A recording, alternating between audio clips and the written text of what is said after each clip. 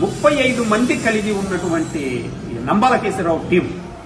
ఆయన యాక్చువల్గా ఆయన హెల్త్ కండిషన్స్ ఇచ్చా అతను ఒక సేఫ్టీ జోన్ లో ఉన్నాడు.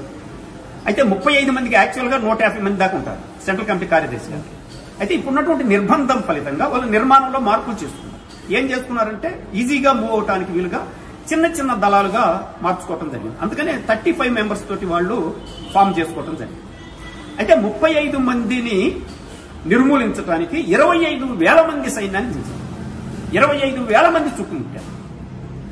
ఏమర్థం చేసుకోవాలి? ఇంకొకటి గుర్తించండి మీరు, చివరి క్షణం వరకు నాయకుడిని కాపాడటం కోసం అందరూ నిలబడి పోరాడారు.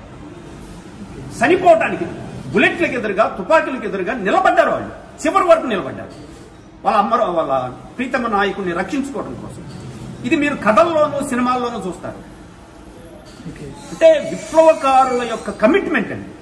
ఆ కమిట్మెంట్, ఆ సీరియస్నెస్, నాయకుడిని రక్షించుకోవటం కోసం ప్రాణాలకు తెగించి అక్కడ నిలబడటం అనేది, పోరాటం అనేది చివరి వరకు అందరూ చనిపోయిన తర్వాతే నంబాల కేశవరావుని పట్టుకున్నారు.